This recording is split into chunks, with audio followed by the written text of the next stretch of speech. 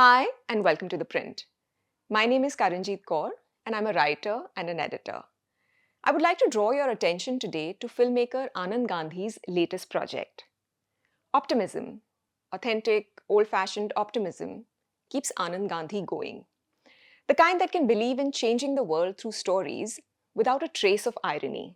Maya, which is an in-progress epic science fiction fantasy trilogy that spans books, films, and games, is what that optimism looks like at scale.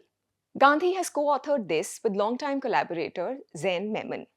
The trilogy's first novel is Maya, Seed Takes Root, and it opens with a riot. It's a conflict between different species on the planet Ne. There are Nags, manushyas, and crimson vaanars whose agenda will unspool over the succeeding chapters of this fantastical world. But the riot is in pursuit of the oldest goal in the book: power. The trilogy's themes are immediately apparent: social hierarchies, climate anxiety, regime changes, surveillance states, parallel and simulated universes, and inevitably, AI. These aren't modest questions, and Gandhi and Memon aren't approaching them modestly. The books are only a part of what they have imagined as a transmedia universe that aims to encompass an audiobook narrated by British Aussie actor Hugo Weaving, merch, and additional tomes that focus on the lore and built environments of the species. It is a challenging undertaking, but one Gandhi has been preparing for his whole life. His conviction rests on a specific theory of change, that fundamental questions about existence and equity can only be answered through storytelling. He told me in an interview, "Only a few people have the privilege as adults to continue asking questions like, who am I? Where do I come from? Where am I headed? How do we make the world beautiful and equitable for everyone?" In a way, the job title in the East for this enterprise is the Buddha. Essentially, to take the greatest ideas and insights that we have at our disposal as a civilization, unify and synthesize them, and deploy that knowledge towards creating prototypes for a beautiful future. The whole enterprise was funded by a recent campaign on Kickstarter, where the team set out to raise $10,000. They ended up overshooting their goal many times over, eventually raising over $420,000 from more than 4,100 eager backers. Those numbers are impressive, but they pale in comparison to the fact that Gandhi, Memon, and the team of over 200 collaborators have dedicated years to the project. This list includes evolutionary biologists, architects, neuroscientists, philosophers, artists, and actors like Kani Kusruti and director Vinay Shukla, and they are only getting started.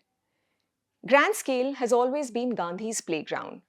Most of his work deals with weighty themes and ideas, going down intense moral and ethical rabbit holes.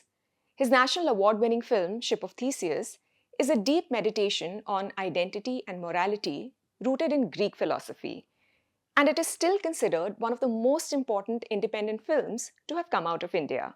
Gandhi went on to co-write and serve as the creative director of the atmospheric horror Tumbad in 2018. He also helmed projects like An Insignificant Man, directed by Vinay Shukla and Khushbu Ranka. Elsewhere, a platform for VR documentaries, and the board game series Shasan, created by Memon. But Maya might be Gandhi and collaborators' most ambitious moonshot yet. In 2018, tired of dealing with Mumbai, 35 members of their team packed their bags and left the city for Goa. They now operate out of a gorgeous and placid 7-acre campus close to Panjim. That's an incredible leap of faith for a collective to take, but also clarifying to see just how passionately embedded everyone involved with the project is. All great ideas, Gandhi insists, began life as stories. He told me, democracy was a story once. Money was a story that we agreed to early on. So we know that stories move the world, inform our beliefs and behavior, and shift our choices. But did those stories create the change, or did they emerge from movements that were already underway? Gandhi is betting everything on the former. If their stories could bring an audience to the town square, did they want to package and sell that attention to the highest bidder? Or could they use this attention towards making civilizational shifts? The answer, Gandhi tells me, was yes, so long as the story was monumental, allegorically rich, and not limited to a certain period in history. He said, it had to be a story of all times, which has a good grasp on where we have come from, a map for where we are at, and a compass for the future. The result is Maya, a mythology for the 21st century set in a universe that is simultaneously familiar and alien, where meaning is an approximation of what we already know. Building that mythology has meant reimagining recognizable archetypes entirely. The species that the team, which includes Ayush Asthana, Shreya Dudheria, and Raju Chekuri, has created, is built upon the familiar.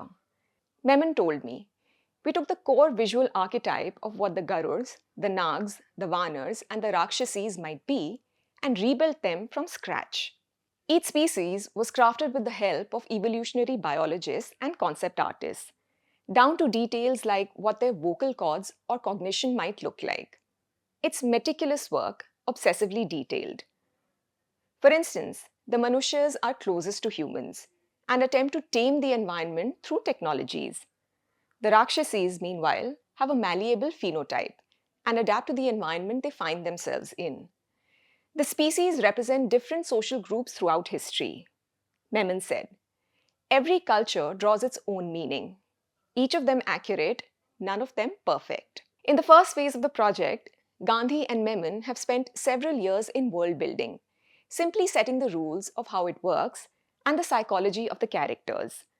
The crew plans to gradually open it up, first to their peers whose work they admire, and eventually to anyone who wishes to create their own versions from the source material.